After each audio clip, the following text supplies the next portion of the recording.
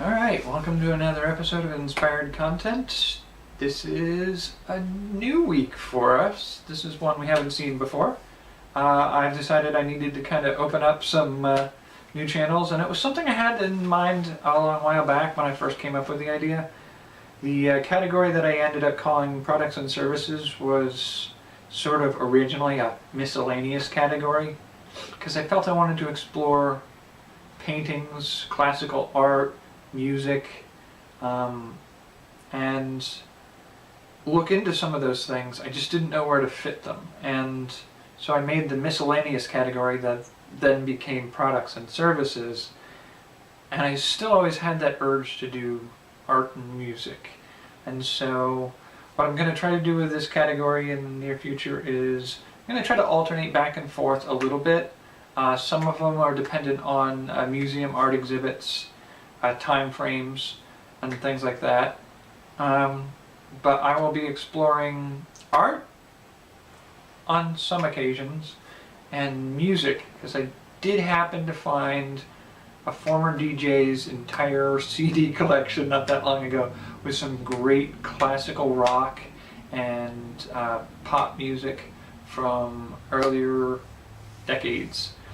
And some of them I've never listened to, so I want to explore some of those. And to start off with, I'm going to admit that I have never really heard much of David Bowie's works, and I have the first volume I'm going to do for this is David Bowie's Greatest Hits, I believe. So I'll take a look and, well, I'll take a listen and come back to discuss the ideas and inspirations I got from some of this, and give it kind of a quick feel of how I feel about it. Alright, I'll see you on the other side.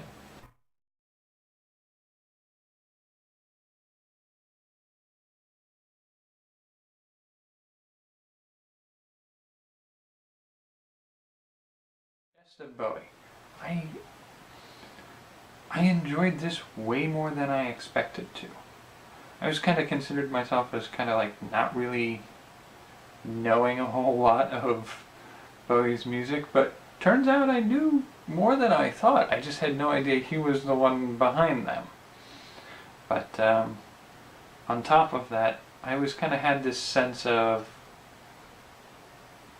you know, the lyrics are always something that tripped me up a little bit. A lot of his songs just don't make any sense to me, but listening to them from the perspective of just hearing the music, and I mean the music is one of the things I found really impressive. Is, I mean, he does things with sound that are extraordinary, and I mean some of that's not just him, but the musicians he works with, his band and everything.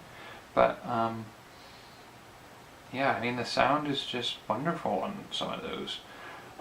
There's a part of me that's tempted to go and do sort of like a take the music and make story songs with them. So overall, I'd give it about a 6.3 out of a 6.6, because I mean I really enjoyed a lot of these, and I have bits of it just still stuck in my head that's kind of eating at the back of my brain.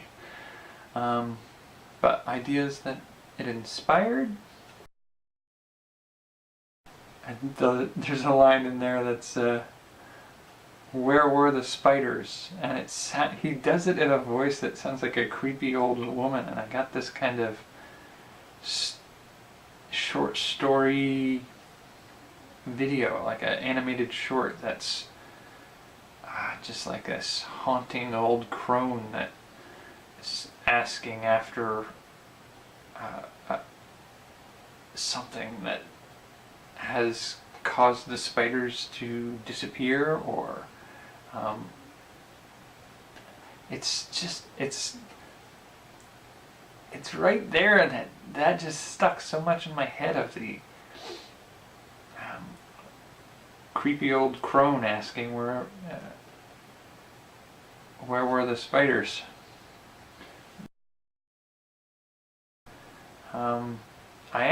The song Rebel Rebel actually has me thinking that it'd be interesting to try to do a series of paintings where the the main figure is androgynous, but in a kind of a elegant dance, or some of those traditional artistic figure style paintings, but with the inability to discern gender, because there's the line in there that's your mother can't tell if you're a boy or a girl. I do think it'd be nice to do a non-binary themed figure painting series, based on the song Heroes, which I love the tune of, and I love the chorus sections of it. It's the right tune for imagining. I want to do a series of illustrations of ordinary people trying to be heroes when there are no heroes around anymore, and sort of, sacrificing themselves in doing that. It's the kind of deciding to do heroic things and paying the ultimate price for it. That song just puts that kind of idea in my head. Major Tom, I think an animated short of somebody prepping and taking off into space, and sort of revealing at the end that, looking back, that the Earth has just died, and it's sort of, you can't go back there, and so he's off to establish a new home for all the things in storage, the frozen DNA and whatnot in the back of the ship. Okay, I kind of want to sort of do a cover, I guess you'd call it, of Under Pressure, but instead of just doing the song, I'd like to take champagne bottles popping their corks and use that for each of the notes in the song, so that you actually play Under Pressure with something that's under pressure. China Girl. This one kind of bothered me as a song, but it is what it is.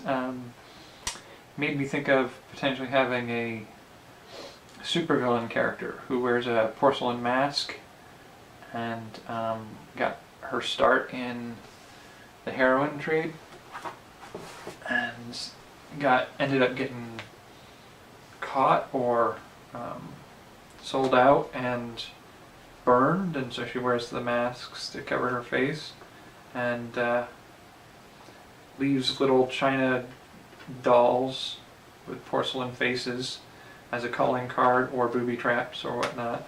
And the character doesn't even have to be genuinely Asian or even female, but the porcelain masks allow the character to assume that identity. Yeah, it's a little odd to get that from that song, but that's... Alright, so those are some of the ideas I got from listening to that song. I really did kind of enjoy that more than I thought, so I'm hopeful that exploring some of these other CDs might be fun in the future. I'll see you next week or next month for another music and art. I believe I'm doing an art show for that one, so see you next time.